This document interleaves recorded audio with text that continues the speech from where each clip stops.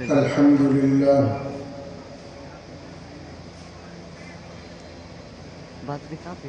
الحمد لله نحمده ونستعينه ونستغفره ونؤمن به ونتوكل عليه ونعوذ بالله من شرور أنفسنا ومن سيئات أعمالنا من يهده الله فلا مضل له ومن يضلله فلا هادي له ونشهد أن لا إله إلا الله وحده لا شريك له ونشهد أن سيدنا وسندنا وحبيب ربنا ومولانا محمد صلى الله عليه وعلى آله وأصحابه وبارك وسلم تسليما كثيرا أما بعد فأعوذ بالله من الشيطان الرجيم بسم الله الرحمن الرحيم إن الذين آمنوا وعملوا الصالحات كانت لهم جنات الفردوس نزلا وقال تبارك وتعالى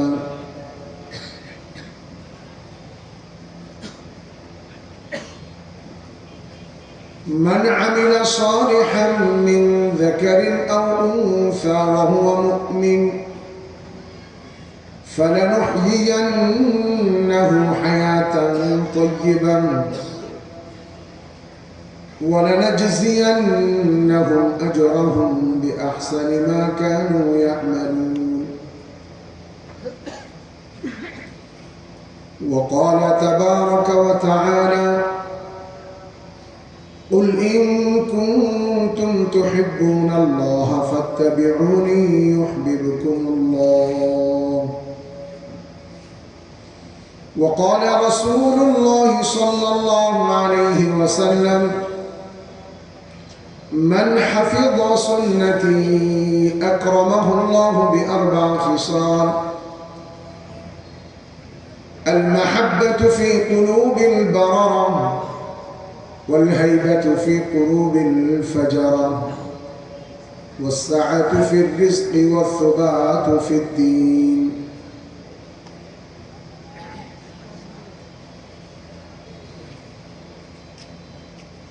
وقال المحدث في حديث كان رسول الله صلى الله عليه وسلم دائم الفكر متواصل الأحزان أو كما قال رسول الله صلى الله عليه وسلم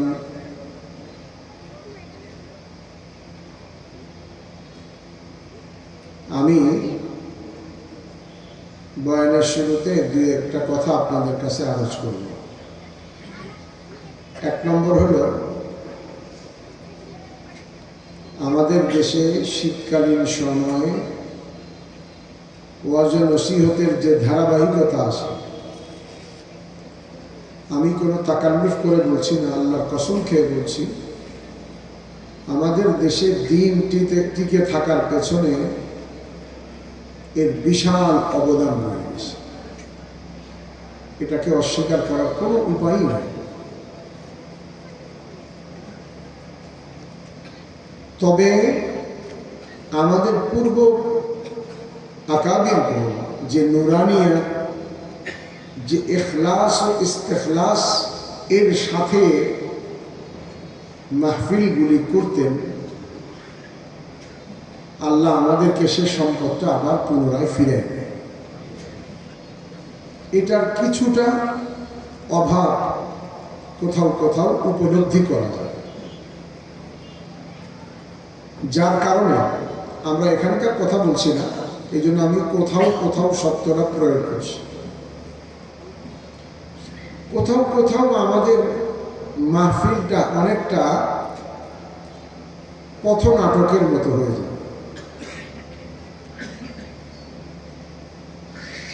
নাটক করার সময় একজন রাজা হোসে,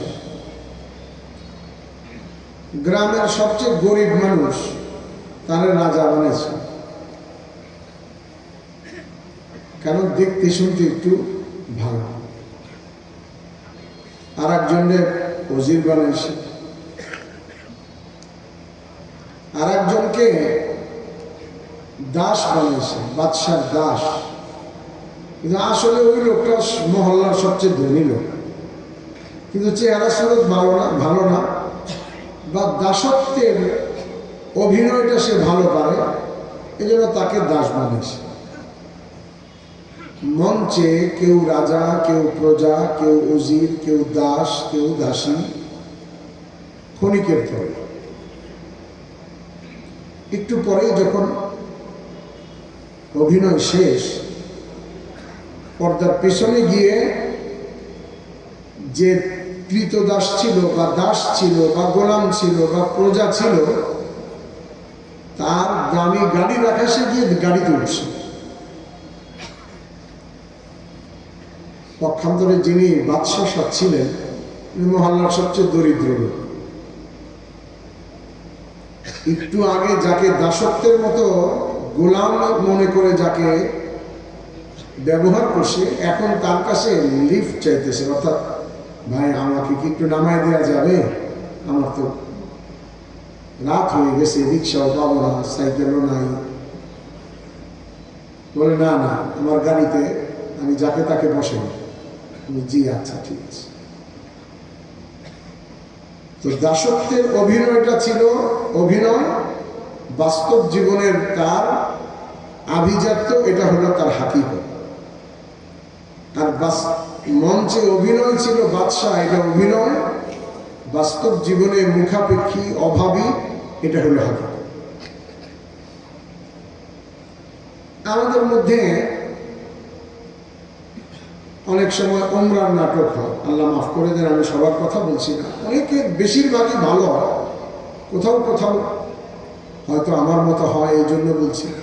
আন্নাস ইয়াকিস আলা নাফসিহি, কিছুক্ষণের জন্য হেরামের কাপড় পরে মুহরিম সাজে, মুতাওয়িফ সাজে, কিন্তু আবার ফিরে আসার পরে আগের মতো। আমাদের ওয়াজ নসিহতের এই মজমাটাও কোথাও কোথাও কখনো কখনো দেখা যায় এমনি একটা ট্র্যাডিশনালি আনুষ্ঠানিকতা পূরণ। কিছু মেহমান আসবে, আপনারা বলবেন যে এই লোকরে কি কে আনছে, কি জন্য আনছে, মায়া রাগ করেন না, দোষ ধরতে আসছে, দোষ ধরার জন্য না। আমাদের এই মাহফিল যেখান থেকে বাংলার সিংহভাগ মানুষ, আজকে যাদের বয়স 70-80, এদের সিংহভাগ মানুষের দিন এই মাহফিল থেকে আসছে। এটা অনস্বীকার্য যে দাওয়াত ও তাবলীগের দ্বারাও এক ইজতেমার ময়দান পূরণ হওয়ার মতো বিশাল এক জনগোষ্ঠী আল্লাহকে চিনছে। এটাও অনস্বীকার্য যে বাংলার এখন যাদের বয়স 50 ঊর্ধ্ব, এদের বহু বড় এক সংখ্যা, এদের সাথে ঘরে ঘরে ব্যাপকভাবে মায়েদের কাছে যতটুকু ইসলামের পরিচয় আসে, এটা মাহফিলের মাধ্যমেই আসে, আল্লাহওয়ালাদের আলোচনার মাধ্যমে আসে। এটাকে অস্বীকার করার কোনো সুযোগ নেই।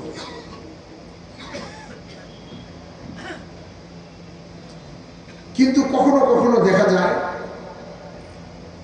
যে রাতের বেলা আমরা দিনই আলোচনায় বসছি, কান্নাকাটি করছি, নিয়ত করছি জীবনটাকে ঠিক করব, শুধরে ফেলব, 5 ওয়াক্ত নামাজ কালকে থেকে আর কখনো নাগা করব না, মিথ্যা বলবো না, ধোঁকা দিব না, হাসাদ করব না, কারো পেছনে নিন্দা করব না, কিন্তু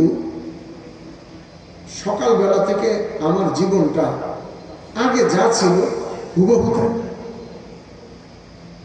কিছুই ব্যতিক্রম হয় না। তার কারণ যতটুকু জমিন চাষ হয়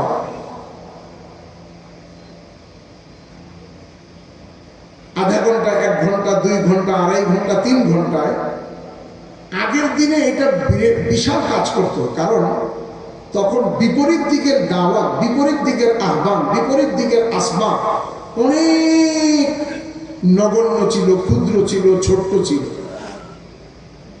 শহরের মানুষ কিছু পত্রিকা পড়তো, এছাড়া আর দুনিয়ার কোনো খোঁজ খবর ছিল না। গ্রামে গঞ্জে মানুষের কাছে সেই হাটবার দিন ছাড়া গ্রামের আর গ্রামের খবরও পাইত না। সুতরাং তাদের দিন মাহফিল থেকে যেটা আসতো সেটা বড় শক্তিশালী ছিল। কিন্তু এখন রাতের বেলা 5 ঘন্টাও যদি, 7 ঘন্টাও যদি হয়, 2, 24, 48 ঘন্টাও যদি বয়ান লাগাতার চলে,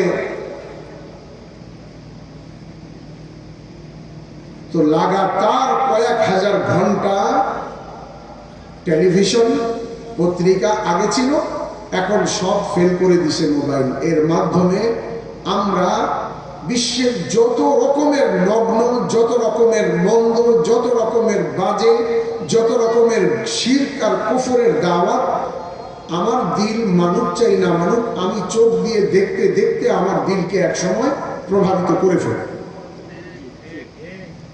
যার কারণে মাহফিল থেকে যে প্রত্যাশা ছিল আমাদের, সেটা হয় না। এই জন্য আমি যে কথার দাওয়াত শেষে দিতাম সেটা শুরুতেই দিয়ে দিচ্ছি। এই মাহফিল থেকে, উলামায়ে কেরামের কাছ থেকে আমরা যে কথাগুলি শুনবো তার উপরে তো আমল করবই, কিন্তু আমার ঈমান আমলকে টিকায় রাখার জন্য সুহবতে আলিম এবং সুহবতে সালেহ, নেক লোকের সঙ্গ, সংস্পর্শ, মসজিদের মধ্যে আমার জীবনের একটা সময় কাটানোর জন্য দাওয়াত ও তাবলীগের মেহনতের সাথে নিজেকে লিপ্ত রাখবো, জেনারেল শিক্ষিত।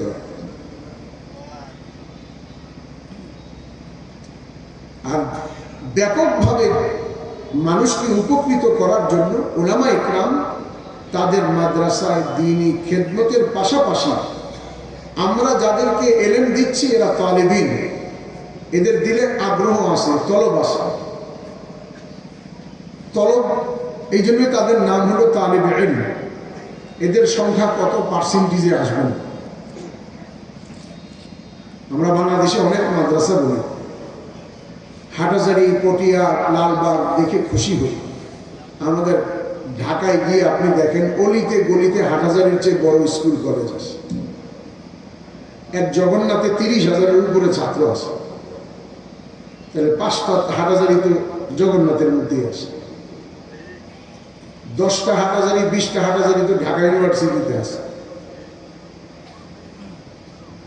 10টা সৈয়দপুর তো ঢাকা আইডিয়াল স্কুলের মধ্যে আছে। তালেবিনদের সংখ্যাটা যথেষ্ট না, বরং এর চেয়ে গায়ের তালেব, যাদের ভিতরে কি নাই, দ্বীনের প্রতি আগ্রহ তো নাই, বরং দ্বীনকে তারা উন্নতির অন্তরায় মনে করে, এই সংখ্যাটা বিশাল জনগোষ্ঠী। আজ থেকে 30 বছর আগে, 35 বছর আগে এক তাসলিমা নাসরিন নামের খবিসা নাস্তিকতার বুলি আওড়ানোর কারণে গোটা দেশের মানুষ তার বিরুদ্ধে আন্দোলন করছে, তার বিরুদ্ধে কথা বলছে। এখন আর এরকম হয় না। কেন জানেন? এখন সে একা নয়, মুসলমানের আওলাদের মধ্যে অজস্র, অসংখ্য এরকম নাস্তিক পয়দা হচ্ছে। একটা সাইট আছে যেটা ঘাটলে আপনি জানবেন, আলোচনা করলে দেখবেন, সে যে নাস্তিক হয়ে গেছে কিংবা সে যে মুরতাদ হয়ে গেছে, তার ইসলাম যে চলে গেছে, সে নিজেও জানে না। কি করতে পারি আমরা? এটা ভাবার বিষয়। শুধুই গতানুগতিকভাবে মাহফিল পরিচালনা করা, গতানুগতিকভাবে আমরা তালিবিনদের উপরে মেহনত করে যদি ক্ষান্ত হয়ে যায়, এতে দিন রক্ষার একটা বড় খেদমত আঞ্জাম পাবে। তবে এই তালিবিনরা আলেম হয়ে সমাজের খেদমত করতে করতে যে 30 বছর 20 বছর সময় লাগবে, এই 20 বছরে 20 লাখ লোক কলেমা ছাড়া কবরে চলে যাবে। তাদের ফিকির কে করবে, চিন্তা কে করবে? এই চিন্তাটা কার দায়িত্ব? রসুল এদেরকে কার হাতে দিয়ে গেছে? এই জন্য আমরা আসেন হুজুর সাল্লাল্লাহু আলাইহি ওয়াসাল্লামের অবস্থাটা দেখি যে হুজুর কি চিন্তা করছে। হুজুর সাল্লাল্লাহু আলাইহি ওয়াসাল্লামের বাহ্যিক আকৃতি, হুজুর কেমন ছিলেন, চোখ কেমন ছিল, গাল কেমন ছিল, ঠোঁট কেমন ছিল, হুজুরের থড়ি বা থুতনি কেমন ছিল, কপাল কেমন ছিল, চুল কেমন ছিল, হাত কেমন ছিল, সিনা কেমন ছিল, চলতেন কিভাবে, শুইতেন কিভাবে, এর অধিকাংশ বর্ণনা তিরমিজি শরীফের শেষাংশে সামাইনে তিরমিজির মধ্যে বিদ্যমান। কেউ বড়, কেউ বিশদ, কেউ অল্প পরিসরে বর্ণনা করছে।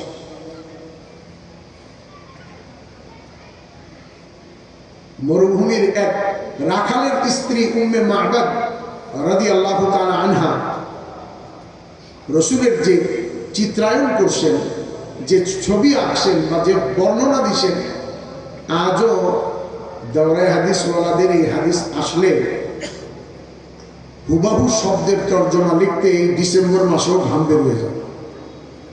আজীব রসুল প্রীতি সাহাবাদের জামানে কি পরিমাণ ছিল, সাহাবারা কি পরিমাণ নির্বাচিত ছিলেন, কি পরিমাণ তাদের ইস্তেদাদ ছিল, কি পরিমাণ তাদের অন্তরের নবী প্রীতি ছিল, কি পরিমাণ তারা নবীকে ভালোবাসছেন, কতটা গভীর দৃষ্টিতে তারা নবীকে দেখছেন, আমি আপনি কল্পনাও করতে পারি। হুজুরের যে চিত্র তিনি আঁকছেন কেমন ছিল।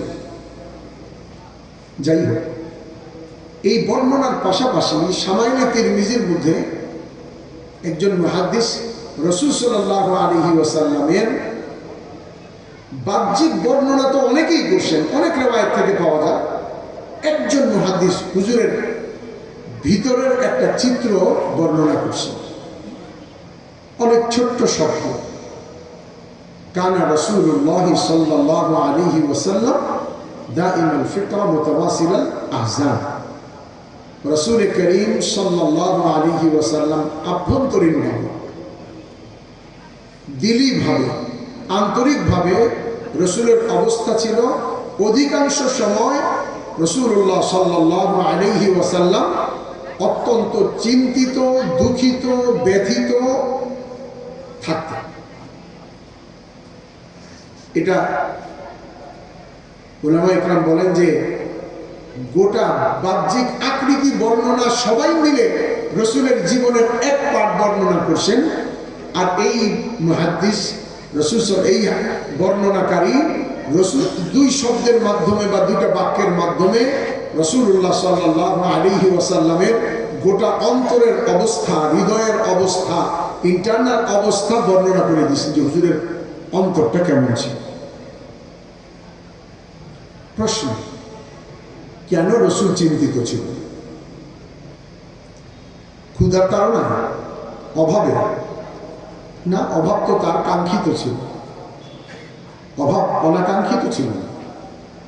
রাসূলুল্লাহ সাল্লাল্লাহু আলাইহি ওয়াসাল্লামকে প্রপোজ করা হয়েছে, পেশ করা হয়েছে, উপস্থাপন করা হয়েছে, হুজুর আপনি যদি চান তিহামা বা আরব উপদ্বীপের গোটা পাহাড়গুলি স্বর্ণে পরিণত করে দেওয়া হবে যদি আপনি চান। রাসূল করিম সাল্লাল্লাহু আলাইহি ওয়াসাল্লাম ইরশাদ ফরমান, আমি এমনটা চাই না, আমি চাই এক বেলা খানা খাবো, আল্লাহ পাকের শুকর আদায় করব, অপর বেলা অভুক্ত ক্ষুধার্ত থাকবো, আমি সবর করব, ধৈর্য ধরব। ক্ষুধা নিয়ে তো হুজুরের চিন্তা ছিল, ঘরের আসবাবপত্র নিয়ে হুজুরের চিন্তা ছিল না, কারণ এটা বিবিরা চাওয়ার কারণে হুজুর নারাজ হয়েছেন, বুঝে গেল হুজুর চাইতেন না। খায়বরের পরে স্ত্রীরা সবাই মিলে পরামর্শ করছে যে তোমরাও চাইবে, আমরাও চাইব। বেশি কিছু না, আমরা তো আর অনেক বেশি চাবো না যে ওয়াশিং মেশিন দেন, ওভেন দেন, এসি দেন, কার্পেট দেন, সোফা দেন, শোকেস দেন, আলমারি দেন, যেগুলি এখনকার মায়েরা চায়, বিবিরা চায়,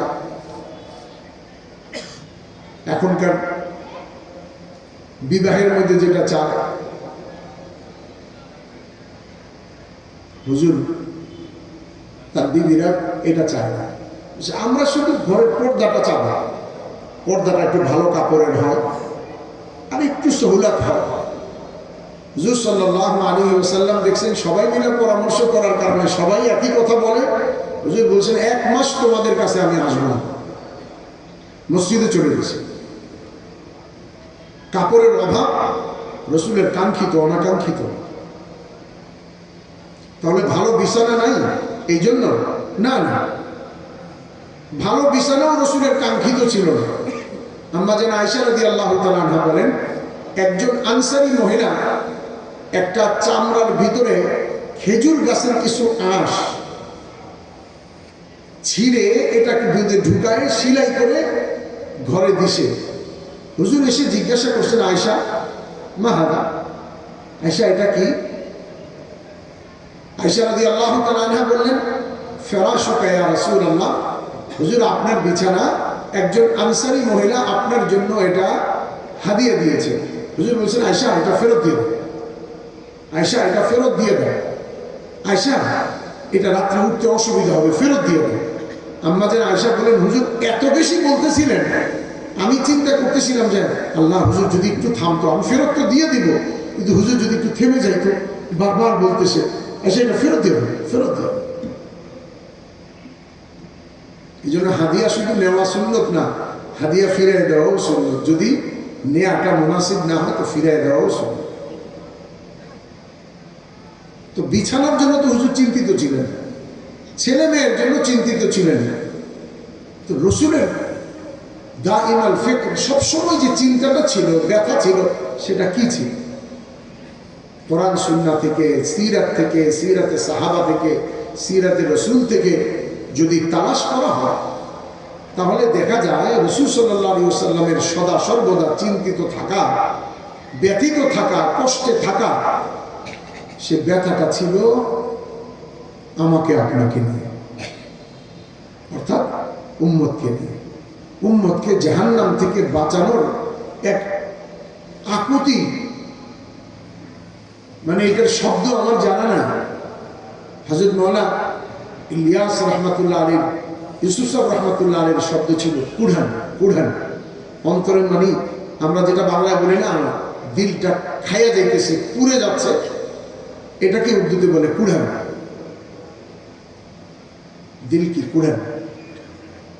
হুজুরের দিলে এরকম একটা কষ্ট ছিল, হাই কি করা যায়, কিভাবে উম্মতকে বাঁচানো যায়। মদিনাতে ইহুদিদের বসবাস ছিল। এক ইহুদি যুবক হুজুরের কাছে আসা যাওয়া করত। হুজুর তাকে হুজুরের কথা শুনত, আখিরাতের কথা শুনত। ইহুদি আসমানি কিতাবধারী ছিল, আল্লাহতে বিশ্বাসী তো সে ছিলই। দিনের কথা শুনতে শুনতে হুজুরের প্রতি তার দিলটা অনেকটা ধাবিত হয়ে গেছে, মাইল হয়ে গেছে। কিন্তু হঠাৎ করে হুজুর দেখতেছেন যে ছেলেটা কিছুদিন যাবত আসছে না। হুজুর, আমি এক কিতাবে খুঁজতে খুঁজতে এক জায়গায় তার নামও পাইছি। তার নাম হলো আব্দুল কুদ্দুস। আমরা বলবো যে নামটা মুসলমানের নাম। হ্যাঁ, ইহুদিদের মধ্যে ইহুদিরা, বর্তমান ইহুদিরা হলো দুনিয়ার মধ্যে শ্রেষ্ঠ শয়তান। আমার মনে হয় শয়তান ওই এলাকায় যায় না, লজ্জা, এত দুষ্ট এরা। কিন্তু তাদের একটা জিনিস, এখনকার ইহুদিদের মধ্যেও যারা ধর্মভীরু তারা পর্দা করে, মেয়েরা পর্দা করে, পর্দা করে এবং হালাল খানা খায়।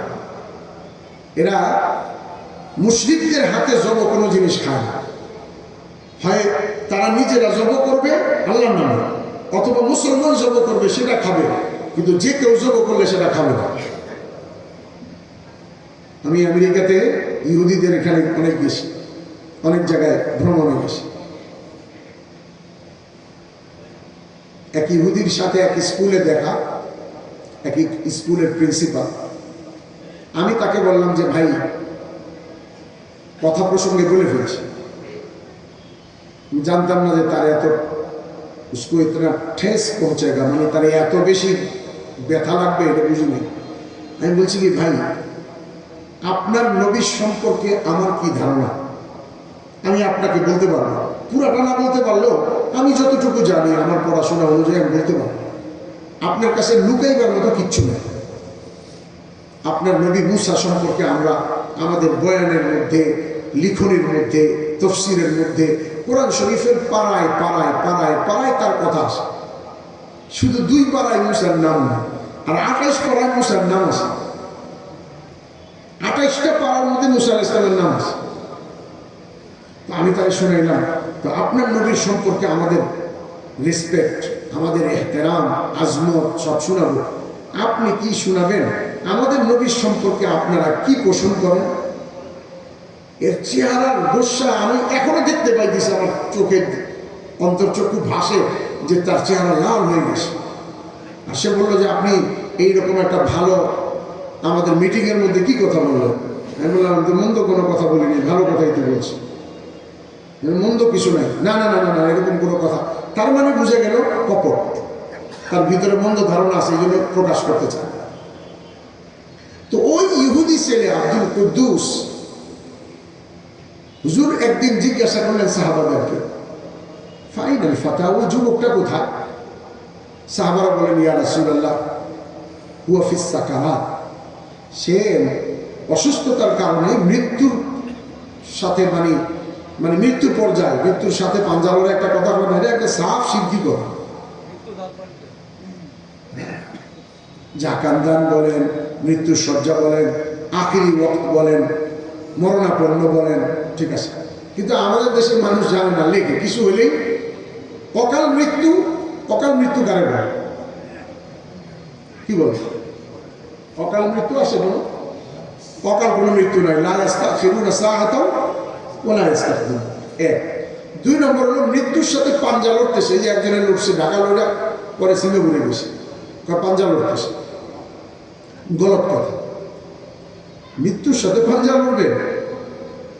মৃত্যু কার? আল্লাহ তাআলা কার হাতে দিয়ে রাখছেন দায়িত্ব? মালাকুল মউত রে। ওই বেটার কাছে গোটা দুনিয়া, বেটা বলছি মানে ওই ফেরেশতার কাছে গোটা দুনিয়া একটা প্লেটের মতো। আমেরিকাতে একজন মারা যাচ্ছে, অস্ট্রেলিয়াতে একজন মারা যাচ্ছে, ফিজি আইল্যান্ডে একজন মারা যাচ্ছে, সাউথ আফ্রিকা একজন মারা যাচ্ছে। প্রত্যেকের জান আজরাইলি কবজ করতেছে। এটা কি করে পসিবল? আমরা আমাদের ধারণা অনুযায়ী চিন্তা করছি। আজরাইলের কাছে তো শুধু এই 3 জায়গা না, গোটা দুনিয়া এক মুষ্টিতে নিয়ে নেওয়া সহজ।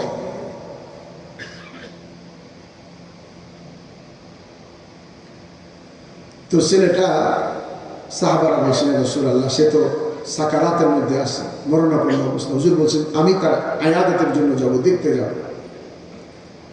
আবু বকর, ওমর, উসমান, সালমান ফারসি রাদিয়াল্লাহু তাআলা আনহু, তিনিও মদিনাতে ইসলাম কবুল করছেন। তারা বললেন যে হুজুর আমরাও যাব, চলো। তো হুজুর তার মাথার কাছে গিয়ে বসছেন, তার মাথায় হাত বুলায় কেমন আসো জিজ্ঞাসা করে হুজুর তাকে বলছেন, কুল লা ইলাহা ইল্লাল্লাহ, বলো লা ইলাহা ইল্লাল্লাহ। তো সে তার বাপের দিকে তাকাইছে, খাটের আরেক পাশে বা বিছানার আরেক পাশে তার বাপ দাঁড়ানো। ভয় পাচ্ছে আব্বা আবার কি বলে। কিন্তু আসলে তার কপাল যে এত বড়, তার বাপ বলতেছে আতি আবুল কাসিম, মুহাম্মদ যা বলে মানে না, মানে আমার পক্ষ থেকে কি নাই, কোনো বাধা নাই। আতি আবুল কাসিম, আবুল কাসেম যা বলে, আবুল কাসেম হুজুরের উপাধি না, মুহাম্মদ যা বলে মেনে নাও। সে সাথে সাথে কলেমা পড়ছে। আর কলেমা পড়ার পর রসুলের উপস্থিতিতেই তার ইন্তেকাল হয়েছে। কিতাবে সিরাত নিগার যারা, তারা লিখছেন রসুল যখন ওই ঘর থেকে বের হলেন এত আনন্দিত ছিলেন, এত আনন্দিত ছিলেন, এত আনন্দিত ছিলেন, আরব উপদ্বীপে কেন সূর্যের নিচে অথবা জমিনের উপরে আসমানের নিচে ওই দিন মুহাম্মদের চেয়ে, ওই মুহূর্তে মুহাম্মদের চেয়ে আনন্দিত কোনো মানুষ ছিল না। কি জন্য? আল্লাহ আব্দুল কুদ্দুস জাহান্নাম থেকে বেঁচে গেছে। একটা মানুষ। হুজুর মসজিদে বসা, লাশ নিয়ে যাওয়া হচ্ছে দূরে। হুজুর লাশ দেখে ঠান্ডা নিঃশ্বাস ছেড়লেন। ওহো, সাহাবারা বলেন, ইয়া রাসূলুল্লাহ, আপনি আফসোস কেন করতেছেন? এটা কোনো মুসলমান না, কোনো সাহাবী না, তো অন্য লোক, ইহুদি, মুনাফিক, মুশরিক, কাফির। হুজুর বলছেন, আলাইসা রাজুলুন তাফাল্লাত মিন্নি, এই জন্য তো আফসোস করলাম, এই লোকটা কি এমন না যে সে আমার হাতছাড়া হয়ে গেল, আমি আর কোনোদিন তাকে জাহান্নাম থেকে বাঁচাতে পারবো না, আর কোনোদিন পারবো না। এই যে রসুলের দিলের কোরআন ব্যথা, এটা হারাই গেছে। মুসলমানের একটা সম্পদ ছিল, বিরাট সম্পদ, খুঁজে পাওয়া যাচ্ছে না। দিলগুলি আমাদের এত কঠোর, চোখের পানি শুকিয়ে গেছে, না দিনে না রাতের অন্ধকারে কখনো পানি আসে। হ্যাঁ আসে, দুনিয়ার জন্য। কত মা রাতের বেলা কাঁদে, আল্লাহ আমার স্বামী, তাকে একটা ভিসা দিয়ে দাও। আল্লাহ আমার স্বামী বিদেশে আসে, তাকে একটা কাজ দিয়ে দাও। আল্লাহ আমার ছেলেটাকে পরীক্ষায় পাশ করায় দাও। আল্লাহ আমাকে একটা ছেলে দিয়ে দাও। আল্লাহ আমাকে এক টুকরা জমি দিয়ে দাও। দুনিয়ার জন্য, মাটির জন্য, গয়নার জন্য, ছেলের জন্য, মেয়ের জন্য, স্বামীর জন্য রাতের অন্ধকারে অশ্রু বহানেওয়ালা, অশ্রু প্রবাহিত হয়। এরকম বহু মা আমাদের বাংলাদেশে আসে, কিন্তু রাতের অন্ধকারে কোনো মা কাঁদে, হ্যাঁ মুহাম্মাদের দ্বীন ধ্বংস হচ্ছে, আমার পরিবারের মধ্যেই তো অনেকে নামাজ পড়ে না, পর্দা করে না, তাহলে 50 বছর পরে কি হবে, আমাদের সমাজ কোথায় যাবে? এই ব্যথাটা মুসলমানের যেটা ছিল হারায় গেছে। না, কেউ কাঁদে না রাতের বেলা, ইল্লা মা শা আল্লাহ। যদি আল্লাহ কাউকে তৌফিক দিয়ে থাকে সেটা ভিন্ন জিনিস, সচরাচর পাওয়া যায়। কিয়ামতের দিন হুজুরের ফিকির, হুজুরের গমগীন, হুজুরের দুঃখিত হওয়া, হুজুরের ব্যথিত থাকা, হুজুরের কষ্টে থাকা, হুজুরের চিন্তিত থাকা, আমাকে আপনাকে নিয়ে, আমাকে আপনাকে জাহান্নাম থেকে বাঁচানোর জন্য। কিয়ামতে একবার জিবরিল আলাইহিস সালাতু ওয়াস সালাম আসছে, আর হুজুরকে শোনাচ্ছেন, হুজুর জাহান্নাম লাহা সাবআতু আবওয়াব লিকুল্লি বাবিন মিনহুম জুজউন মাকসুম। জাহান্নামের স্তরগুলি উপরে নিচে হবে। ইন্নাল মুনাফিকিনা ফি দারকিল আসফালি মিনান নার, মুনাফিক নিচে থাকবে। এরপরে হোতামা, সাঈদ, লাগা, কোথাও সূর্য পুজো, কোথাও মূর্তি পুজো, কোথাও মুশরিকিন, কোথাও ইহুদি, এইভাবে স্তর বলতে বলতে সপ্তম স্তর জাহান্নাম বলে জিবরিল চুপ হয়ে গেছে। হুজুর বললেন, বলেন তারপরে জাহান্নামে কারা? হুজুর আমার আপনার সামনে বলতে লজ্জা হচ্ছে। না বলেন। হুজুর জাহান্নামে আপনার উম্মতের যারা কবিরা গুনাহ করে তওবা ছাড়া আসবে, জাহান্নাম তাদের জন্য। হুজুর এত বেশি ব্যথিত হলেন, হুজুরের দিলের কাইফিয়ত এরকম হয়েছে যে হুজুর কারোর সাথে দেখা করা, কথা বলা, খানা খাওয়া সব বন্ধ করে দিয়েছে। কেউ গেলে দরজা পর্যন্ত খুলে না, কথাই বলে না সকাল থেকে। সবাই চিন্তিত হয়ে পড়ছে। সকলে মিলে ফাতেমাকে পাঠাইছে, মা তুমি যাও, কারণ ফাতেমা রসুলের সবচেয়ে বেশি আপন, আদরের, কলিজার টুকরা। হুজুর বলছেন ফাতেমা বিদআতুম মিন্নি, ফাতেমা আমার কলিজার একটা অংশ। তো ফাতেমা গেছে, ফাতেমা কি বলছে, ইয়া আবাতি, এ আমার আব্বা, ইয়া নবী আল্লাহ, এ আল্লাহর নবী, আপনি এইভাবে খানা পিনা কেন বন্ধ করে দিচ্ছেন? সবাই খুব আপনার জন্য চিন্তিত, কি অবস্থা, কেন? হুজুর আপনি কি নিয়ে এত চিন্তা করেন? হুজুর বললেন, ফাতেমা আমি কি করব বলো, আজকে সকালে জিবরাইল আমাকে কথা বলে গেছে যে আমার উম্মতের কবিরা গুনাহ করনেওয়ালারা, তওবা ছাড়া যারা মারা যাবে তারা জাহান্নামে যাবে। এরপরে আমি কি করে সুস্থ থাকি বল, কি করে বরদাস্ত করি বল?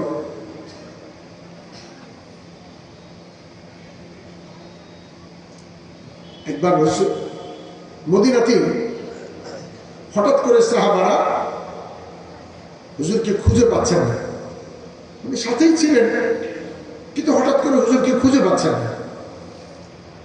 কোথায় গেলেন, কার সাথে, ভাই কই গেলেন, কই দেখো তো, কোথায় কোথায় কোথায়, খুঁজতে খুঁজতে তো মরু এলাকা এক রাখালকে দেখছে বকরি চড়াইতেছে। রাখাল রসুলকে চিনে না, বুদ্ধু গ্রাম্য আরবি। তো তাকে জিজ্ঞাসা করছে সাহাবারা, হাল রাআইতা মুহাম্মদ ইবনে আব্দুল্লাহ, তুমি কি মুহাম্মদ ইবনে আব্দুল্লাহকে দেখেছো? ওই রাখাল বলে, আরে মা আদরি মান মুহাম্মদ ওয়া মান আব্দুল্লাহ, আমি এটা জানি না কে মুহাম্মদ কে আব্দুল্লাহ, তবে তোমরা যাকে খুঁজছো সে কিনা জানি না। একটা লোক এই টিলার ওই পারে এত কান্নাকাটি করতেছে যে যার কান্নার কারণে আমার বকরিগুলি তাকে তাকায় তাকায় দেখে বসেছিল, আমার বকরিগুলি ঘাস খাচ্ছিল না, আমার ছাগলগুলি ঘাস খাইতেছিল না, ওই লোকটার কান্না দেখতেছিল। আমার মনে হয় তোমরা যাকে তালাশ করতেছে সেই হবে। সাহাবারা দৌড়ে গেলেন আর গিয়ে দেখলেন রাসূলুল্লাহ সাল্লাল্লাহু আলাইহি ওয়াসাল্লাম সিজদায় কান্নাকাটি করতেছেন। কার জন্য? এই উম্মতের জন্য, কিভাবে আমাদেরকে জাহান্নাম থেকে বাঁচানো যায়।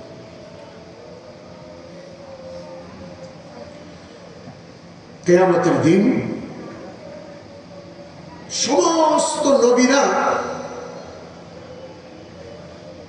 ভীত সন্ত্রস্ত থাকবে। এমনকি কিতাবে লিখছে একজন মানুষ 70 জন নবীর বরাবর আমল করে থাকলেও তার হাত পা সেদিন যখন জাহান্নামকে ইউজাউ বিহি, জাহান্নামকে যখন আনা হবে, টানা হবে মানুষের সামনে, তো নবীদের পর্যন্ত কম্পন শুরু হবে। আদম থেকে ঈসা পর্যন্ত এমন কোন নবী নাই যে ভীত সন্ত্রস্ত না হবে। মুসা বলবে, ইয়া আল্লাহ ইন্নী লা আসআলুকা উখতি ওয়ালা উম্মি। মুসা আলাইহিস সালামের এক বোন ছিল যে নাকি ওই যখন তাকে সাগরে ভাসায় দিয়েছে পিছে পিছে গেছে, বলছে আল্লাহ আমার এই বোনের কথাও আপনাকে বলবো না, আমার ওই মা যে আমাকে দুধ পান করাইছে, যে আমাকে নদীতে ছেড়ে দিছে, আবার বুকে ফিরে পাইছে, যাকে আপনি বলছেন ইন্না রাদুহু ইলাইকি ওয়া জাইলুহু মিনাল মুরসালিন, আপনি যার কাছে ওহী প্রেরণ করেছিলেন, ইলহাম করেছিলেন যে আমি তোমার ছেলেকে তোমার কাছে ফিরিয়ে দেব, তোমার ছেলেকে তো আমি নবী বানাবো, আমি আমার ওই আম্মার কথাও বলছি না, বোনের কথাও বলছি না। রব্বি নফসি, আল্লাহ আমারে মাফ করে দেন, আমারে মাফ করে দেন। যখন হাসরের ময়দান গোটাটা গুঞ্জরিত হবে, ধ্বনিত হবে, প্রত্যেক ব্যক্তির আপন নফসের কথা বলে আমাকে বাঁচান, আমাকে বাঁচান, আমাকে বাঁচান, নফসি নফসি। গোটা হাসরবাসী পৃথিবীর প্রথম ব্যক্তি থেকে শেষ ব্যক্তি পর্যন্ত সকলে স্তম্ভিত হবে, আশ্চর্যান্বিত হবে। একটা আওয়াজ পৃথক আসবে, উম্মতি উম্মতি, আল্লাহ আমার উম্মতকে মাফ করে দেন, আমার উম্মতকে মাফ করে দেন। রাসূল করিম সাল্লাল্লাহু আলাইহি ওয়াসাল্লাম এক জায়গায় ইরশাদ ফরমান, প্রত্যেক নবীকে আল্লাহ তাআলা একটা দোয়া দিয়েছেন, সুপার পাওয়ারওয়ালা দোয়া। এমনিতে তো মুমিনের দোয়া কবুল হয়, নবীর দোয়া আরো বেশি কবুল হয়।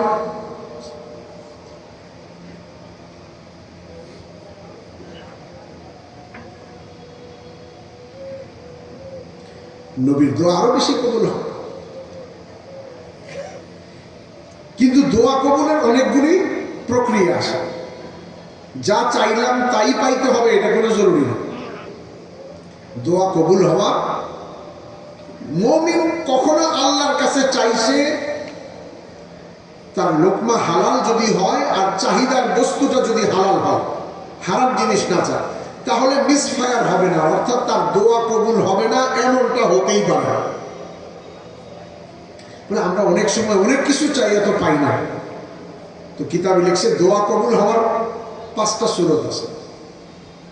হয় আপনি আমি যা চেয়েছি তা পাবো, একটু সাথে সাথে পাবো, অথবা দ্বিতীয় যা চাইছি তাই পাবো, একটু বিলম্বে পাবো। 3 নম্বর, যা চাইছি সেটা আমার জন্য মঙ্গলজনক ছিল না, আমার জন্য যেটা ভালো মঙ্গলজনক আল্লাহ সেটাকে রূপান্তর করে দিছেন। 4 নম্বর, কিছুই দেন নাই, তবে আমার উপরে আগন্তুক কোনো বিপদ ছিল, আল্লাহ সেটাকে সরাই দিছেন। 5 নম্বর, কিছুই দেন নাই, আল্লাহ কিয়ামতের দিনের জন্য রেখে দিছেন, কিয়ামতের দিনে এটার বদলা দিবেন।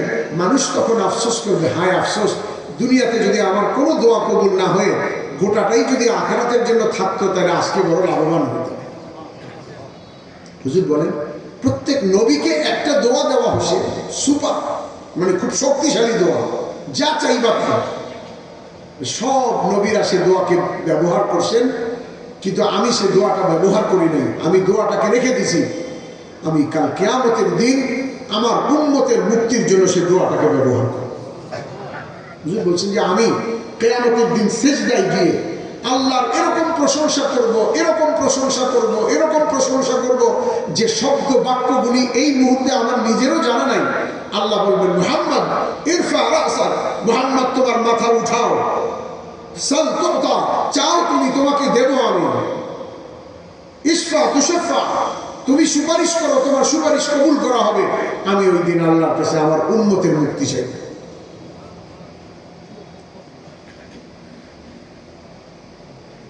রাসূলুল্লাহ সাল্লাল্লাহু আলাইহি ওয়াসাল্লামের দিলের এই আকুতি আমাদের জন্য ছিল, কষ্ট আমাদের জন্য করছেন, পেটে পাথর বাঁধছেন। বাংলাদেশে কেন, গোটা বিশ্বে এরকম ফকির পাওয়া কঠিন হবে যে 2 মাস যার বাড়িতে চুলা জ্বলে নেই। মুহাম্মদ ওই সত্তা, আল্লাহর পরে যার স্থান, বাদাস খোদা, 2 কিসসা মুখতাসার হওয়া সত্ত্বেও মুহাম্মদ ওই সত্তা যার বাড়িতে তার সবচেয়ে প্রিয়তমা স্ত্রী আম্মা জান আয়েশা রাদিয়াল্লাহু তাআলা আনহা বলেন, রাআইনাল হিলাল সুম্মাল হিলাল সুম্মাল হিলাল সালাসাতু আহিল্লাতিন ফি শাহরাইন ওয়াল্লাহি মা উকিদা ফি আবিয়াতি রাসূলিল্লাহ আন্না, আমি 1 4 2 4 3 4 2 মাস পর বসে আল্লাহর কসম করে বলছি, নবীর স্ত্রীদের মধ্যে থেকে কোন ঘরে, কোন স্ত্রীর ঘরে চুলা জ্বালাইবার মতো না চাল, না আটা, না সুজি, না হালুয়া, কিছুই ছিল না। ভাগিনা জিজ্ঞাসা করছে, খালাম্মা আপনাদের দিন কিভাবে কাটলো? সম্ভবত আসমা রাদিয়াল্লাহু তাআলা আনহার ছেলে আব্দুল্লাহ ইবনে জুবাইর জিজ্ঞাসা করছে, খালাম্মা কিভাবে আপনারা জীবন কাটাইছেন? বলছে, আলাল আসওয়াদান, 2টি কালো জিনিসের উপরে, অথবা সাইয়্যিদুর থেকে যদি হয় 2টি সর্দার জিনিসের উপরে, আল মা ওয়াত তামার, এক পানি আর খেজুর খেয়ে 2 মাস কাটাইছে, শুধু পানি আর খেজুর। কেন এই কষ্ট করছে? আমার আপনার জন্য। দুঃখ তো এখানেই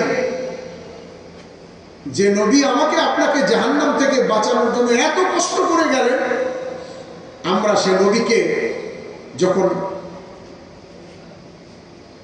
মায়ের পেট থেকে দুনিয়াতে আসি, অসহায়, যে আল্লাহর ইহসান আর নবীর ইহসান নিয়ে একটু হাঁটি হাঁটি পা পা চলতে শুরু করি, ঠিক তখনই আল্লাহ তার রসুলকে আজকের সমাজ, আজকের যুবক, আজকের পুরুষ, আজকের মহিলা যখনই বলতে শিখে, চলতে শিখে, তখন সবচেয়ে প্রথম আল্লাহ তার রসুলকে যে উপহার দেয়, সে উপহারটা হলো নাফরমানি, আল্লাহ আল্লাহ রসুলের নাফরমানি।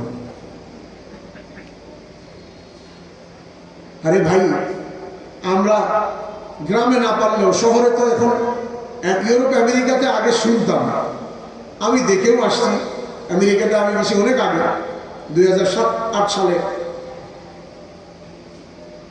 মানুষ কুত্তার এই পরিমাণ খেদমত করে, মা বাপেরও এই পরিমাণ খেদমত করে। স্বভাব কুকুরের বানাইছে, জিন্দিগি কুকুরের বানাইছে, তো আল্লাহ কুত্তার খেদমতে লাগাই দিচ্ছে।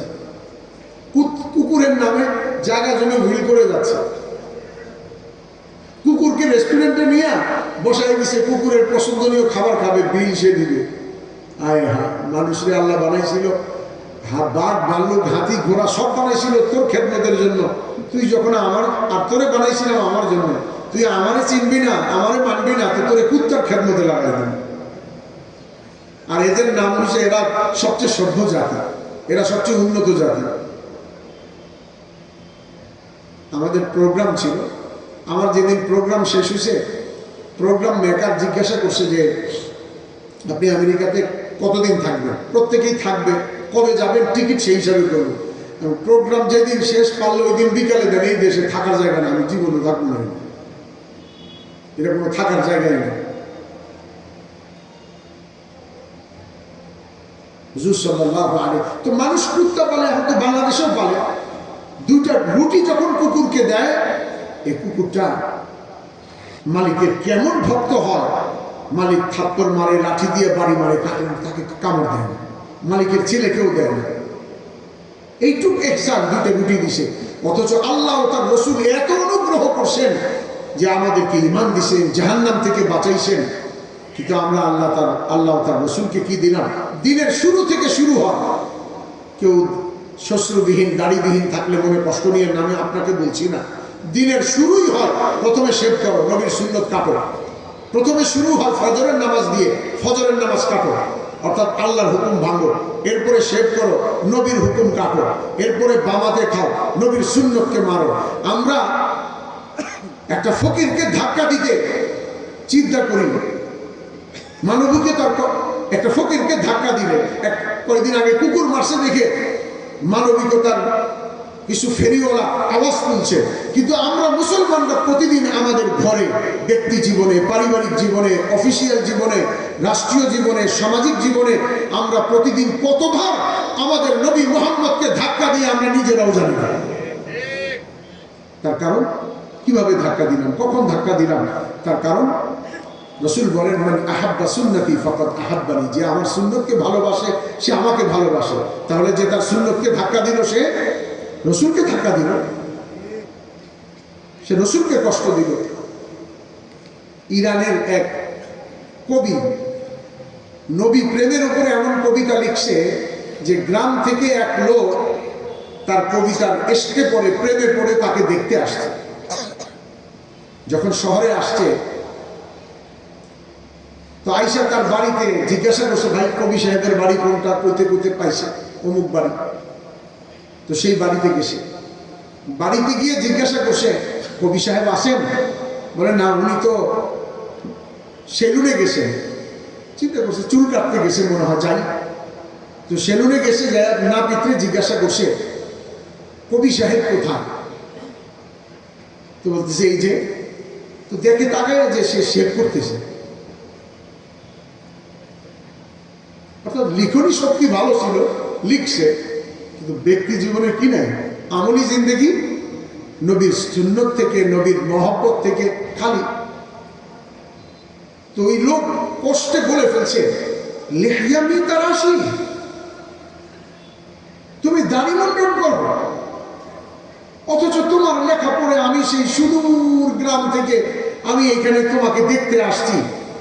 কবির বড় শরম পাইছে, নাপিদের সামনে, লোকের সামনে, আরো লোকজন ছিল, লোকের সামনে কথা বলছে, এই জন্য কবি একটু লজ্জা পাইছে। এই জন্য কবি তারা বলতেছে, বলে বলে হা হা, দাড়ি তো কাটি,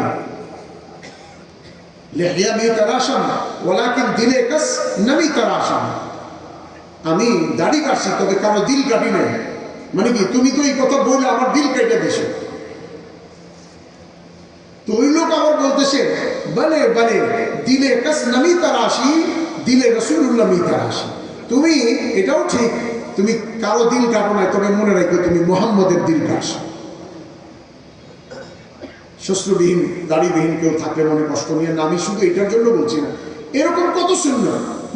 বাম হাতে সুন্নাত যতক্ষণ খাইতেছি ততক্ষণ পর্যন্ত নবীকে ধাক্কা দিচ্ছি, যতক্ষণ পর্যন্ত দাঁড়িয়ে খাচ্ছি। আমাদের সভ্যতা ধীরে ধীরে রাসূলের সুন্নতকে ধাক্কা দেওয়া, এটা আমাদের সভ্যতা দাঁড়িয়েছে। এই মাহফিল থেকে এই আওয়াজ উঠুক, এ ধ্বনি উঠুক, এ স্লোগান উঠুক যে আমাদের প্রত্যেকটা ঘর সুন্নতের খাজানা হয়, আমাদের প্রতিটি ঘর সুন্নতের অলঙ্কারে অলঙ্কৃত হোক, আমাদের প্রতিটি মা আল্লাহর হুকুম নবীর তরিকা মোতাবেক চলুক, আমাদের ঘরের প্রতিটি নারী স্বর্ণের অলঙ্কার, রূপার অলঙ্কার, সিটি গোল্ড অথবা কোনো ধরনের কোনো অলঙ্কারের চেয়ে বেশি তার জীবনে সুন্নতের অলঙ্কার থাকুক। মানুষ যেমন হাতের চুড়ি, আঙ্গুলের আংটি, কপালের টিকলি, মাথার তাজ, গলার হার দিয়ে নিজেকে অলঙ্কৃত করে, আল্লাহর কসম কোন নারী যখন সুন্নতের অনুসরণ করে সে তার মাহরামের কাছে, সে তার স্বামীর কাছে, বাপ ভাইয়ের কাছে সে ওই অলঙ্কারের চেয়ে বেশি দামি হয়, অলঙ্কারের চেয়ে বেশি আপন হয়, অলঙ্কারের চেয়ে বেশি আকৃষ্ট হয় যে সুন্নত দিয়ে তার জীবনটাকে সজ্জিত করে। আর রসুলের সুন্নতের মধ্যে একটা সবচেয়ে বড় সুন্নত হলো ওই যে বললাম রসুলের দিলের ব্যথা যে আমি নিজে জাহান্নাম থেকে বাঁচবো, পাশাপাশি আমি মানুষকে বাঁচাইবার জন্য কিছু একটা করি। আমাদের যতটুকু যোগ্যতা, আমি আলেম, আমরা মাদ্রাসায় পড়াই, উস্তাদরা আসে, আমরা মাদ্রাসায় ছাত্রদেরকে যদি 7 ঘন্টা প্রতিদিন সময় দিতে পারি, অন্ততপক্ষে মাদ্রাসায় 7টা ক্লাস হয়, আমি 7টা ক্লাস মাদ্রাসায় বালেকদেরকেও দিছি, অনেক নাবালেকদেরকেও দিছি যারা এখনো মুকাল্লাফই না। আমি যদি এই গায়ের মুকাল্লাফ অথবা নতুন মুকাল্লাফকে আমি 7 ঘন্টা দিতে পারি, তাহলে আমার মহল্লায়, আমার গ্রামে, আমার প্রতিবেশী, আমার আত্মীয়ের মধ্যে শত শত মুকাল্লাফ রয়ে গেছে, তাদেরকে আমি দৈনিক 10 মিনিট দেয়াটা কি খুব বেশি চাওয়া হয়ে যাবে? 10টা মিনিট কিভাবে দিব? মসজিদে তাদেরকে নিয়ে বসেন, তাদেরকে বুঝান, ব্যক্তিগতভাবে বসান, তার সাথে বসেন, কথা বলেন। এই জন্য আমি বলবো আলেমরাও এই কাজ করুক, ছাত্ররাও এই কাজ করুক। আর জেনারেল শিক্ষিতদের তো কোনো রাস্তাই নাই, কোথায় যাবে? মাদ্রাসায় ভর্তি হয়ে এখন আলেম হবেন? যাদের দাড়ি পেকে গেছে, দাঁত পড়ে গেছে, 2-4 দাঁত তো পড়ছে, বাকিগুলো আছে, 32-এর থেকে 4-5টা পড়ছে, 25-26টা আছে, মাদ্রাসায় ভর্তি হন, খালি মিজান পড়া শুরু করেন, দরাবার গরদান দিতে গিয়ে ওই 27টা 20টাই করে যাবে। 1-2টা কোনো জায়গায় থাকতে পারে, আর একটাও থাকবে না, পারবেন না, বয়স নাই এটা। ইল্লা মাশাআল্লাহ কেউ হলে ভিন্ন কথা, বলে যে 1 নিঃশ্বাসে কি বলা যাবে? পারবেন? অনেকদিন চেষ্টা করেও তো পারবেন না 1 নিঃশ্বাসে।